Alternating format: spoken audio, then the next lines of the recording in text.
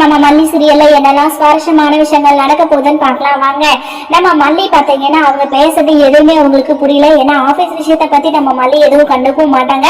அந்த வார்த்தைகள் என்ன அப்படின்னு சொல்லிட்டு மல்லிக்கு தெரியாது. இல்ல மேடம் நீங்க என்ன பேசுறீங்க எனக்கு எதுவுமே புரியல, நானே இந்த சாக்லேட்டை வெண்பாக்காக தான் வாங்கிட்டு வந்தேன் அப்படின்னு சொல்லிட்டு நம்ம மல்லி சொல்றாங்க. ஆனா ராஜேஸ்வரி வந்து நீ வந்து பொய் சொல்றியா, வெண்பாக்காக நீ சாக்லேட் வந்திருக்கியா? இல்ல, என்னோட தம்பிக்கு அந்த டெண்டர் கிடைக்கல, இந்த உண்மை எல்லாத்தையுமே இன்னொரு கம்பெனி கிட்ட நீ சொல்லி அங்க பணம் வாங்கிட்டு வந்திருக்கு அப்படின்னு சொல்லிட்டு ராஜேஸ்வரி மல்லியை பத்தி தப்பா சொல்றாங்க.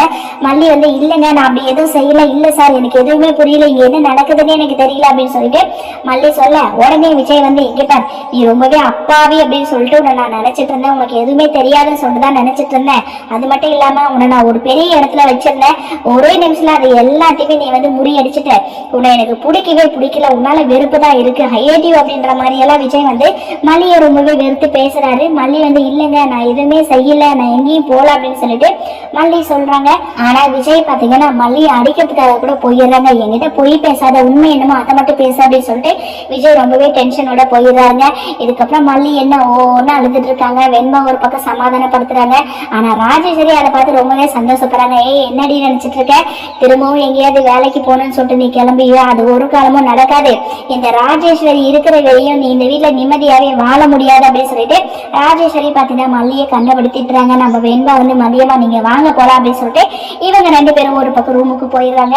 ரஞ்சிதா இது வரையும் ஆளே வரல. ஸோ வீட்டுல என்ன நடந்திருக்கும் என்னாச்சு அப்படின்னு சொல்லிட்டு ரஞ்சிதா ஒரே டென்ஷனோட தான் வீட்டுக்கு வராங்க. அங்க வந்ததுமே ராஜேஸ்வரியோட முகத்துல சந்தோஷம் இருக்குது.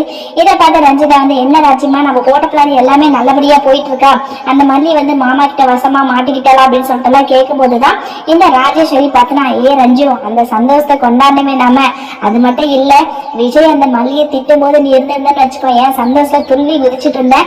அந்த அளவுக்கு விஜய் பார்த்தீங்கன்னா அந்த மல்லியை கண்டபடி பேசிட்டான், அந்த மல்லியை ரொம்பவே கதறி அழுதுகிட்டு போயிட்டு இருக்கா அப்படின்னு சொல்லிட்டு ராஜேஸ்வரி பார்த்தீங்கன்னா ரஞ்சிதா கிட்ட சொல்றாங்க. ரஞ்சிதா வந்து அப்படியா ராஜ்யமா, ஐயோ அந்த கண்கூடான காட்சியை நான் பார்க்காம போயிட்டேனே அப்படின்னு சொல்லிட்டு ரஞ்சிதா ஒரு பக்கம் சொல்றாங்க. ஸோ கண்டிப்பா இவங்க ரெண்டு பேரும் அடுத்ததா ஏதாவது ஒரு பிளான் போடதான் போறாங்க, வாங்க வெயிட் பண்ணி பார்க்கலாம்.